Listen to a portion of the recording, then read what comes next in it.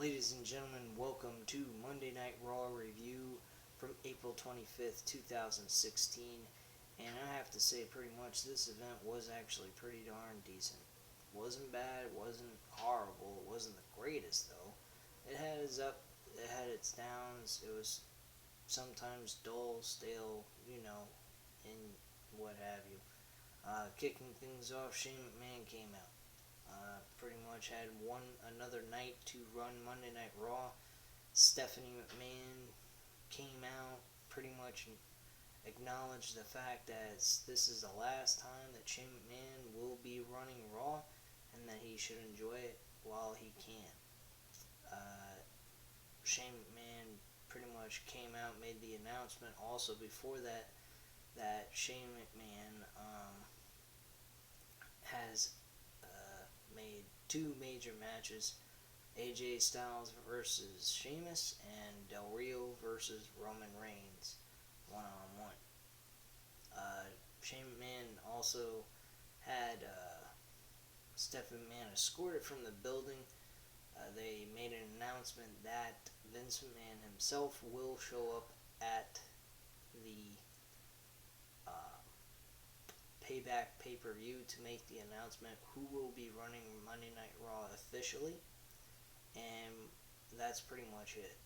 Stephanie McMahon also beat the shit out of not really beat the shit, but pretty much beat up one of the security guards that was escorting her out of the building, and the audience was going na na na na na na na, hey, goodbye, kind of thing, and Shane McMahon was the orchestra guy, playing the song and having everyone sing along, kind of thing. So it was a nice little segment, kind of enjoyed that. And then our first match, AJ Styles, he competed one-on-one against Sheamus. This match was pretty good. I don't understand why the fans were just they were silent throughout that match, and I give it a 3.5 out of 5 stars. I mean, this match wasn't bad. I think it was pretty damn decent.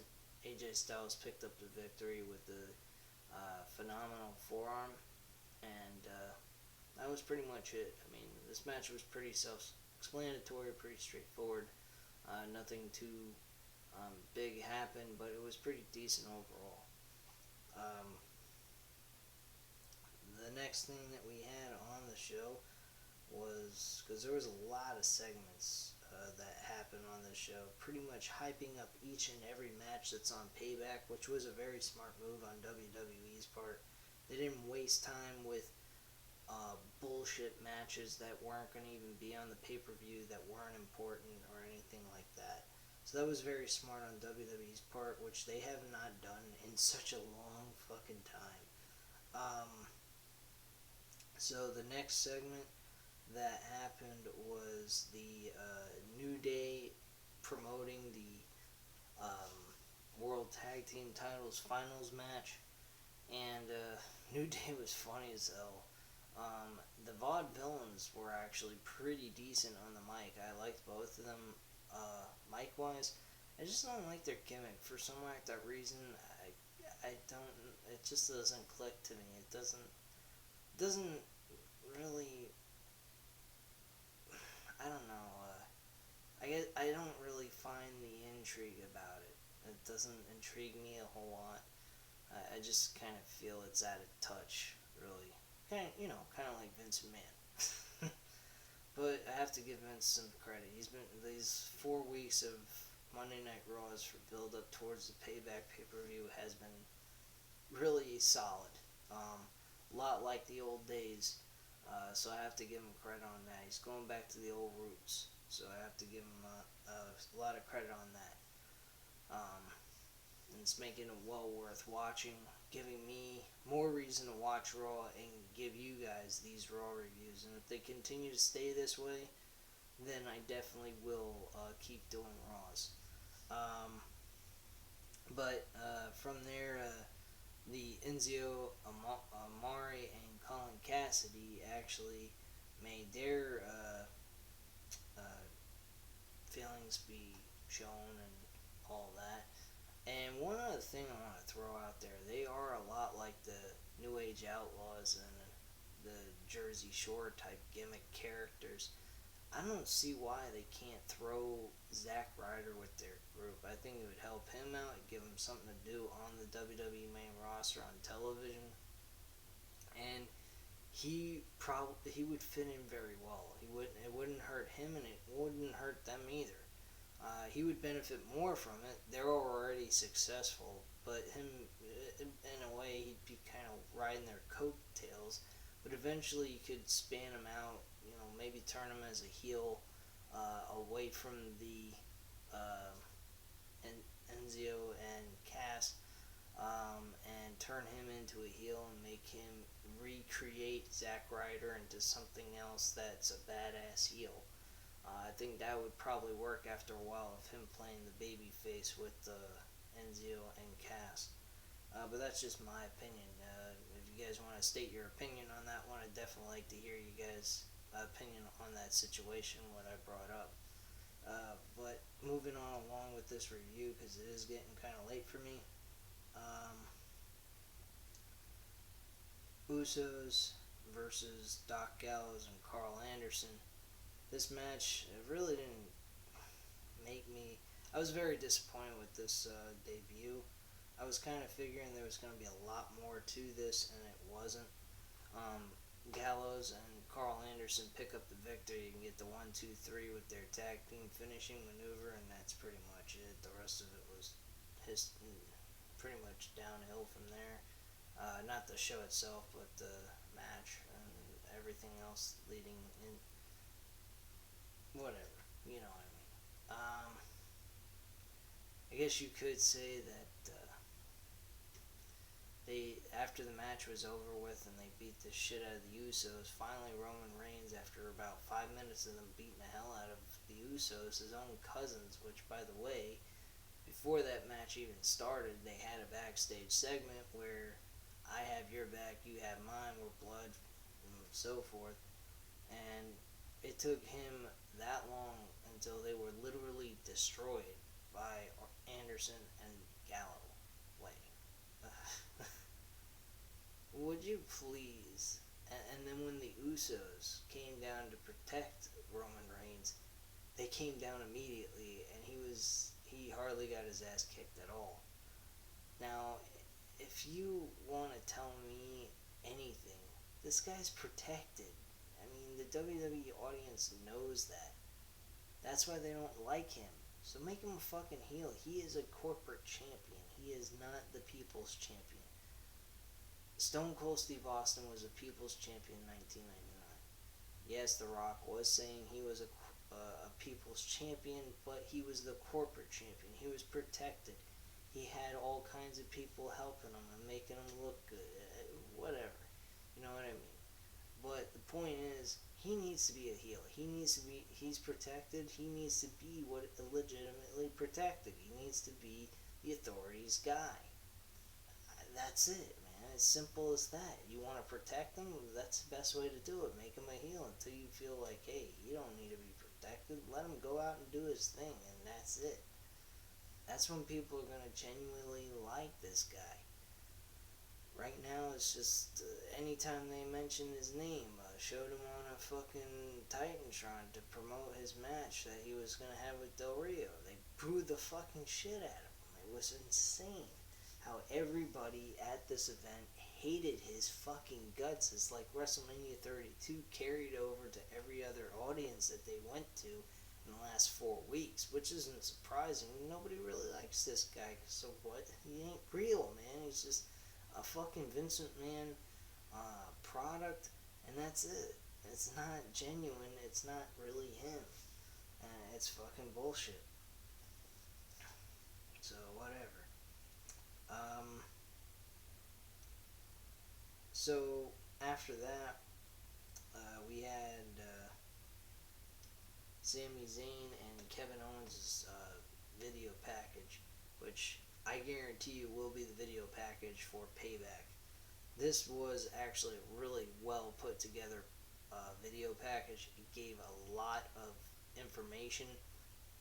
They kept it very simplistic. Very good move on their part. They took a story that was developing in NXT, moved it over to WWE's main roster, television, and just went with it. And that was smart on their part. Very good on their part. Um, so it helped them out to build a very good match. I believe this is going to be a show stealer, no doubt about it. I expect I have high hopes for this match. I think it's going to be a really good one. People probably won't forget for a long while. And this match should happen on WrestleMania with them being one-on-one in a ladder match for the IC title. That's all I have to say on that subject. But whatever. Don't matter. So, yeah. Was a very good package. Gave to real life situations, and they told a real story about two guys in real life that are really good friends, and I'm very certain are still good friends, and just working a storyline out on television to help better them both professionally. But yeah, very good storyline, very good video package, and should be really cool. And they should use it for the promoting the match before it happens. Sami Zayn also after that video package had a match with Rusev. Rusev lost to Sami Zayn. This was a decent match. Did not have any complaints about this one. This one again, 3.5 out of 5 stars. Enjoyed this match very much.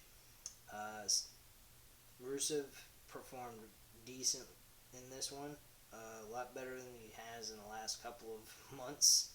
Actually, in the last year, I should say. So that's great. Then after the match, he was attacked. One second, guys, my phone kind of froze on me there. Do apologize. But yeah, so yeah, he was attacked by Kevin Owens, and that's how they kind of ended when they went to commercial break, what have you.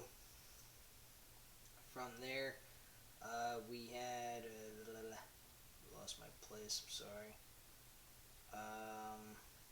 Damn. All right. Yeah. So Sami Zayn won.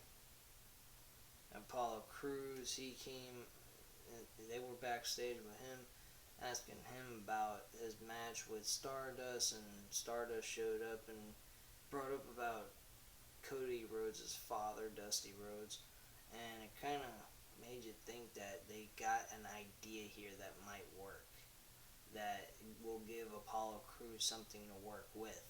Him and Cody Rhodes working together might be a smart idea because it will help transform Stardust back into Cody Rhodes and give Apollo Crews some time to work with one specific person instead of just having a bunch of people job out over and over and over again. See an unfolding story of the transformation from Stardust to Cody Rhodes by using Apollo Crews as that way of helping him become Cody Rhodes again.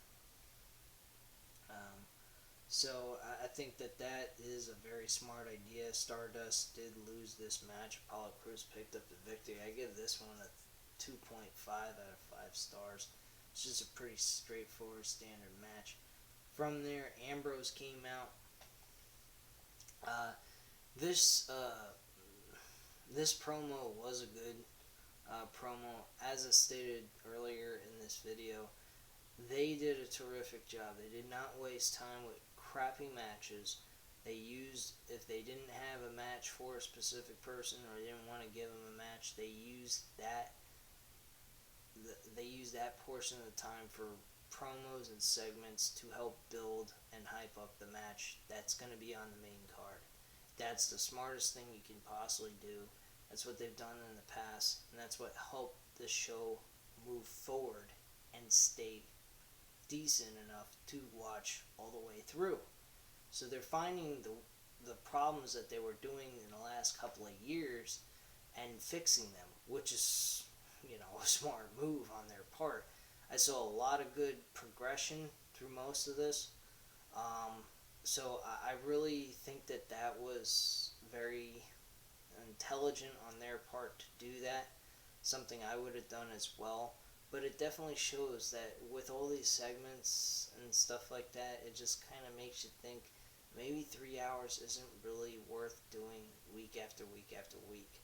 Maybe those 3 hours should be used for a time when you're going to have a special Monday Night Raw where you're going to have a big matchup, a pay-per-view type quality kind of show, and just use 2 hours as a way of building storylines and matches for the pay-per-view, and that's it. That way you kind of close things down a bit more,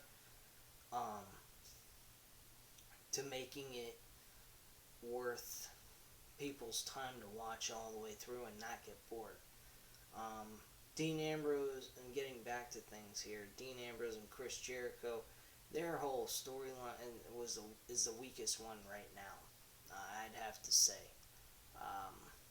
Because all their storyline was based on is highlight reel being canceled thanks to the Ambrose Asylum. I mean, and Jericho feeling disrespected in that situation. It's kind of weak. I hope that this won't be the last match that they have, because they need to develop this story into something much more. There has to be this match. I predict it's going to be as good, close to Sami Zayn and Kevin Owens' type quality match. I don't see though that they really should have an ending to this. This should be like a disqualification, a double count out, something like that, and then like a brutal attack by one or the other, to help make this even more important than just a cancellation of the highlight reel. I think that this pay-per-view needs to be a connection to another pay-per-view that will help this be even more worthy of being on the main card of a pay-per-view. I mean, granted, the two names, they're worth being in a match together, being on the main card and so forth, but the premise of how it all started was just, to me, weak. The promo, the segment that they had was decent. Like I said, it did escalate into something a little bit more, but not entirely. Dean Ambrose, he ended up starting up a fight with Jericho, and Jericho put him in the walls of Jericho, on top of the announce table, almost having Dean Ambrose's skull whack into a monitor screen that was still on the announce table altogether. So, I mean, it had somewhat of a little bit more escalated purpose to the main card, so I have to admit they did a good job on that one.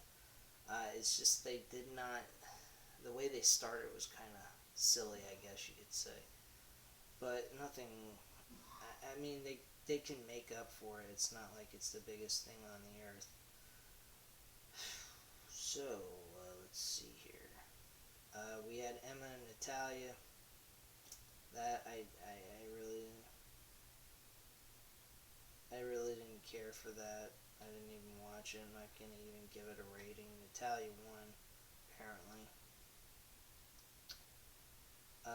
Baron Corbin was supposed to face Damian Sandow, but that actually got turned into a brawl thanks to Dolph Ziggler. Dolph Ziggler and Baron Corbin actually has a nice, decent way of starting out. Brutal attack by Baron Corbin, knocking him unconscious, that kind of thing. And then Dolph Ziggler gets even, attacks him from behind. And now they're having a match at the Payback pay-per-view. This match, I think, should be an opener. I don't think it should be like in the middle or anything like that. I think this should be the very first match to start off the show. So they didn't really even have a match. It was a no contest. From there, the IC title was promoted. Miz was pretty much saying the IC title is a very important, prestigious championship held by many, many big-time names, and that he is one of those people. Cesaro came out. They were doing some funny little portion in the segment where they were taking lines from big-time movies and using them to progress their segment, and I think that was kind of funny in a way. So yeah, I think that was pretty good. I hope Miz walks away the new IC champion. I think he needs that boost. I think it's about time. He's earned it, and he's busted his ass for it. So, yep, on that one. And after that, we had the Roman Reigns versus Del Rio match. I think really I think truthfully, by the Miz Cesaro segment, things kind of got stale to me. I wasn't exactly going crazy over the show anymore. I was kind of dazing off into space, looking at other things on my phone, things of that sort. So, yeah, I particularly didn't. The Roman Reigns versus Del Rio match, fucking stupid as shit. This match was horrible.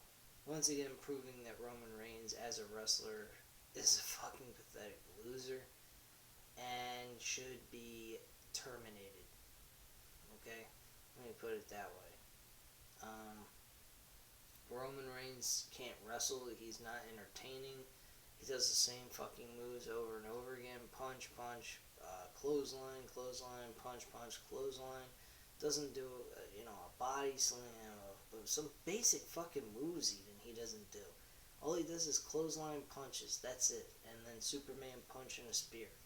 Whoop-de-doo. You're a great wrestler. You're unbelievable. The Samoan drop. I forgot about that too. But other than that, I mean, this guy is just a fucking waste of time, man. I mean, I don't even like Del Rio, but I have to say Del Rio made this match a little bit interesting than what fucking Roman Reigns could do. This match, I give it a 1.5 out of 5 stars. Horrible fucking main event. Did not like it. That's the one thing that draw this show the fuck down. It was boring. Made me kind of sleepy. I did not like this match whatsoever. This is where I just fucking hate Roman Reigns, number one. Number two, with the show being as long as it was, it did make me feel sleepy. It was bored, and so forth. If it was 2 hours, I probably wouldn't have been so sleepy or wanted to go to sleep. But still, I was not impressed by this match. This match did not intrigue me whatsoever. It just was a fucking ongoing match that lasted over, I think, close to 20 minutes long. And it was a freaking shitty match. I mean, it was crap. Roman Reigns picked up the victory even after the interference that was distracting Roman Reigns from the match against Del Rio. Anderson and Galloway were, distracting Roman, and he still picked up the victory by hitting a spear and got the 1, 2, 3. Get the fuck out of here. This is fucking ridiculous. Anderson and Galloway came down the ring, beat him up a bit. Styles came down, stopped them both from doing that, and Roman Reigns hit him with the Superman punch, and that was pretty much it. Hit Anderson and Galloway with the Superman punch as well. And then AJ Styles climbed on the top rope, jumped on the top rope, did the phenomenal forearm, and hit him, made himself look a little bit good there. And that was pretty much it, and the show ended. But this was just, it was good till the ending. That's where it fucked the whole show up. But in all honesty, it was a good Raw overall. It just, the ending was with Roman Reigns being in the main event and being in the last match just really did not go over well. That's just my opinion. But let me know what you guys think. Leave your comments and opinions down below. Hit the subscribe button. And thank you very much for watching and have a great night, guys. Bye.